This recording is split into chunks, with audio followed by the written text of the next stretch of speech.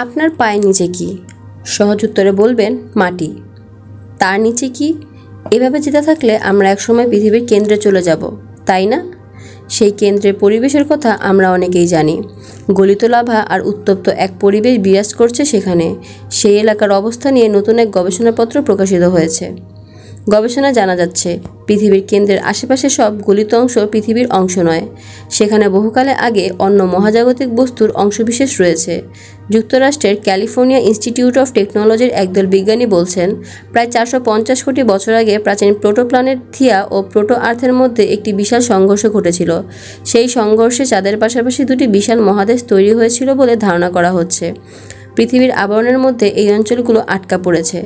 থিয়াকে সৌরজগতের একটি প্রাচীন গ্রহ হিসেবে মনে করা হয়। এর সঙ্গেই আদি পৃথিবীর সংঘর্ষ হয়েছিল। সেই সঙ্গে ধ্বংসাবশেষ থেকে চাঁদ তৈরি হয়েছে বলে ধারণা করা হয়। থিয়ার আকার মঙ্গল গ্রহের সমান ছিল বলে অনুমান করা হয়। সাধারণভাবে বলা যায়, থিয়া ঘুরতে ঘুরতে আদি পৃথিবীর সীমানায় চলে এলে পৃথিবীর উপর আছড়ে পড়ে, আর এতে ধ্বংসাবশেষ নিয়ে চাঁদের বিকাশ ঘটে।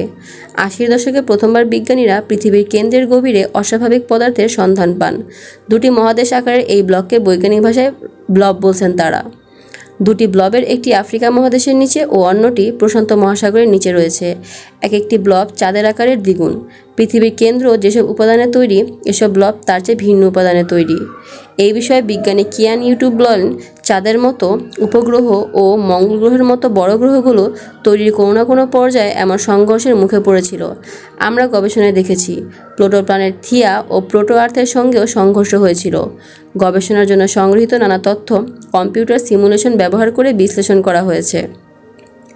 আফ্রিকা মহাদেশের নিচে ও অন্য একটি প্রশান্ত মহাসাগরের নিচে প্রাপ্ত উপাদানগুলো আশপাশের আবরণের তুলনায় 2 থেকে 3.5% বেশি ঘন। আবরণের এই অংশগুলো থিয়ার উপাদানকে প্রতিনিধিত্ব করে। থিয়ার ধ্বংসাবশেষ 10 কিলোমিটার জুড়ে বিস্তৃত ছিল বলে ধারণা করা হচ্ছে। পৃথিবীর প্রথম দিকের বিবর্তনের সময় এসব পদার্থের কী পরিণতি হয়েছিল তা নিয়ে আরও অনুসন্ধান চলছে। সাংহাই অ্যাস্ট্রোনমিক্যাল অবজারভেটরির গবেষক অধ্যাপক হংপিং ডেং বলেন, নতুন অনুসন্ধান পুরনো ধারণাকে চ্যালেঞ্জ করছে। সংঘর্ষের কারণে পৃথিবী প্রথম দিকে আকৃতি পেতে শুরু করেছে বলে মনে করা হতো। অ্যারিজোনা স্টেট ইউনিভার্সিটির বিজ্ঞানী অধ্যাপক স্টিভেন ডেশ বলেন, নতুন তথ্য বলছে চাঁদ তৈরির আগেও পৃথিবীতে থিয়ার উপাদান থাকতে পারে। কোটি কোটি বছর ধরে থিয়ার অংশ পৃথিবীর ভেতরে ঘুমন্ত অবস্থায় রয়েছে বলা যায়। পৃথিবীর মধ্যে থিয়ার কোনো অংশবিশেষ এখনও যদি থাকে, তা ধীরে ধীরে পৃথিবীর কেন্দ্রে মিশে যাবে বা মুছে যাবে বলা যায়। কোটি কোটি বছর ধরে পৃথিবীর ঘূর্ণায়নের মাধ্যমে নিজের কেন্দ্রে থিয়ার অংশগুলোকে গিলে ফেলেছে। এটিই প্রথম গবেষণা যা সেই ঘটনাকে গুরুত্ব দিচ্ছে। এই গবেষণা দাবি করছে, থিয়ার অংশবিশেষ এখনও পৃথিবীর মধ্যে মূল ম্যান্টল বা কেন্দ্রের সীমানায় অবস্থান করছে। গবেষণাটি নেচার জার্নালে প্রকাশিত হয়েছে।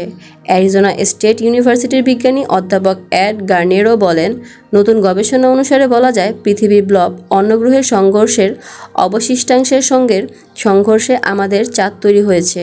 অন্য কথায়, বর্তমানে পৃথিবীর গভীরে থাকা বিশাল ব্লব আসলে বহির্জাগতিক বস্তুবিশেষ। পৃথিবীর মধ্যে সাধারণ কোনো ব্লব নেই। সব বহির্জাগতিক ব্লব আছে পায়ের নিচে। বিস্তৃত পরিসরের শিলা নমুনার সুনির্দিষ্ট বিশ্লেষণের মাধ্যমে আরও গবেষণার সুযোগ রয়েছে। আদিম পৃথিবী, গাইয়া ও থিয়ার বস্তুগত গঠন ও কক্ষপথের গতিশীলতা অনুমান করতে পারছি আমরা। সৌরজগতের অভ্যন্তরীণ গঠনের ইতিহাসকে বোঝার চেষ্টা করছি। সৌরজগতের বাইরে এক্সোপ্ল্যানেটের গঠন ও বাসযোগ্যতা বোঝার জন্য এই গবেষণার ফল কাজে আসবে। তথ্যভিত্তিক এবং শিক্ষামূলক ইউটিউব চ্যানেল বই পড়িতে আপনাকে স্বাগতম। আপনার পছন্দ অনুযায়ী সাজানো হয়েছে আমাদের প্লেলিস্ট।